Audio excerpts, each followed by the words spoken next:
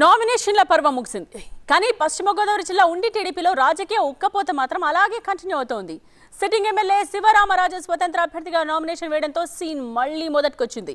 TDP అధినేత బుజ్జగించిన శివరామరాజు వెనక్కి తగ్గలేదు. బరిలో ఉంటానని క్లారిటీ ఇచ్చి మరి నామినేషన్ వేయడంతో టీడీపీ క్యాడర్లో గుబులు మొదలైంది.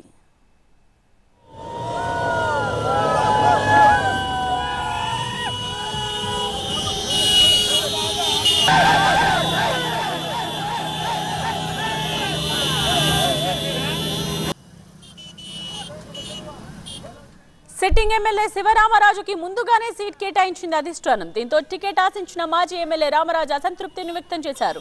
రెబల్ గా పోటీ చేస్తానని ప్రకటించారు. అయినప్పటికీ శివరామరాజు నియోజకవర్గంలో ప్రచారాన్ని ప్రారంభించారు.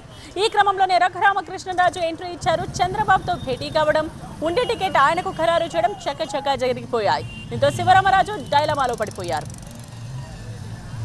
చంద్రబాబు సర్ది చెప్పిన రఘురామకృష్ణరాజు ప్రాధాయపడ్డ శివరామరాజు వెనక్కి తక్కలేదు.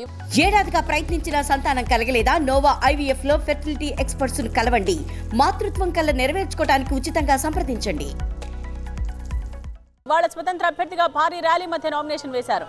అంతేకాదు విజయంపై ధీమా వ్యక్తం చేశారు ఆయన. అన్ని గ్రామాల్లో కూడా నేను స్వతంత్ర ఎమ్మెల్యే అభ్యర్థిగా పోటీ చేస్తాననే విషయాన్ని ఉండి నియోజకవర్గ 70 గ్రామాల్లోని, అదేవిధంగా ఆక్విడ్ నగర పంచాయతీకి అన్ని గ్రామాల్లో కూడా తిరిగి అందరికీ కూడా కమ్యూనికేషన్ చేయడం జరిగింది. నిరంతరం ప్రజాక్షేత్రంలోనే ఉండి ప్రజల ఆశీస్సులు పొంది ఖచ్చితంగా ఉండి ఎమ్మెల్యేగా ప్రజలందరూ కూడా గెలిపించుకుంటారు. బలాబలాలు అనేది ప్రజలే నిర్ణయిస్తారు. ఇక్కడైతే ప్రధానంగా ప్రధాన పార్టీలు 2 ఉన్నాయి, కూటమి అలాగే వైఎస్ఆర్సీపీ.